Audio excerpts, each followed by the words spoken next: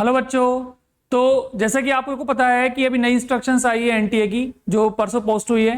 तो उसके बाद बहुत सारे पेरेंट्स का फोन भी आ रहा है, स्टूडेंट्स का भी फोन आ रहा है कि सारी नई गाइडलाइंस में ऐसा क्या आ गया जो पुरानी गाइडलाइंस में नहीं था, जो एडमिट कार्ड में लिखी थी वो नहीं थी। तो देखिए, इससे पहले भी एक वीडियो थी जिसमें आरडी सर ने आपको पूरा एडमिट कार्ड में जो डिटेल्स में लिखा हुआ था सब कुछ समझाया था।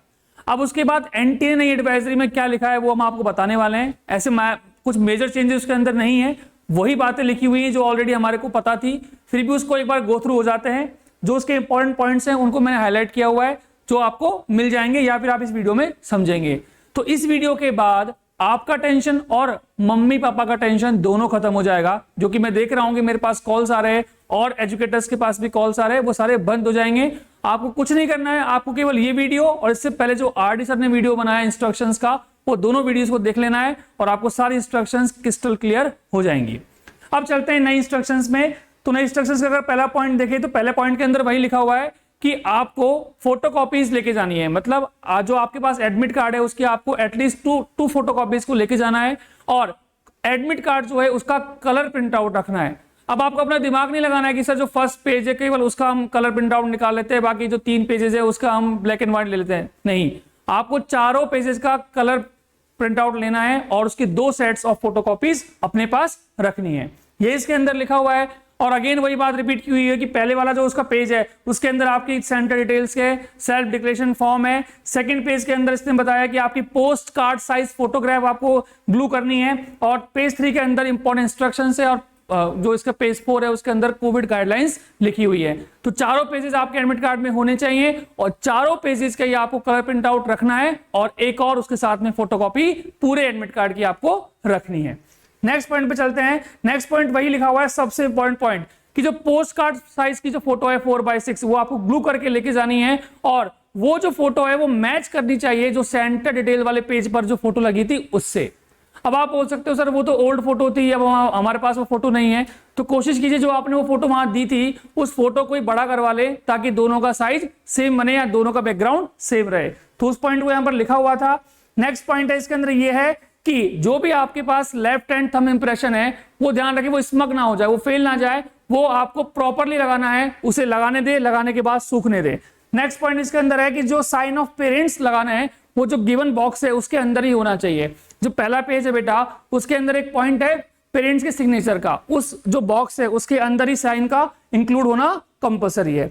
नेक्स्ट पॉइंट वही लिखा हुआ है कि आपको जो एग्जामिनेशन वेन्यू है उस पर 1:30 से पहले ही पहुंच जाना है। जैसा कि आपको पहले की वाली वीडियो में पता लग चुका था कि 12:20 से और 1:30 तक का जो टाइम है इसके अंदर ही आपको एग्जामिनेशन सेंटर में परमिशन मिलेगी। 1:30 is a door closing time, इसका हम बहुत अच्छे से ध्यान रखेंगे। नेक्स्ट है इसके अंदर कि you must carry any of the original and valid photo identity card. ये बच्चा बहुत अच्छे से ध्यान रखना है, ये नहीं समझना है कि हम मोबाइल के अंदर कोई आईडी कार्ड लेके जाएंगे वो चल जाएगा। क्लियर कट लिखा हुआ है कि all other ID photocopies at event if arrested scan photos in mobile phone will not be considered as valid ID proofs.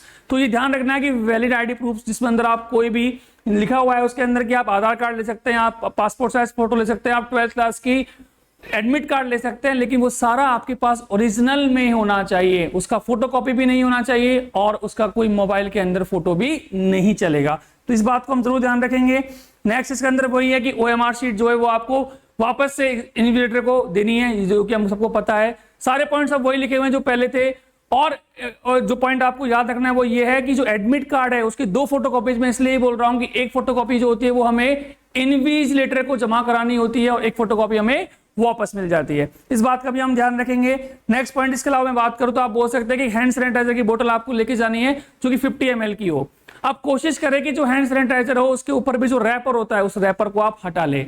जैसे कि मान लीजिए डिटॉल का है, लाइफ बॉय का है, जो भी आप सैनिटाइजर यूज कर रहे हो उसका जो रैपर है उसे आप हटा लो। 50 ml की छोटी बोतल अपने पास रखो। इसी तरीके से जो ट्रांसपेरेंट बोतल आपको लेनी है पानी के लिए वो भी ट्रांसपेरेंट हो।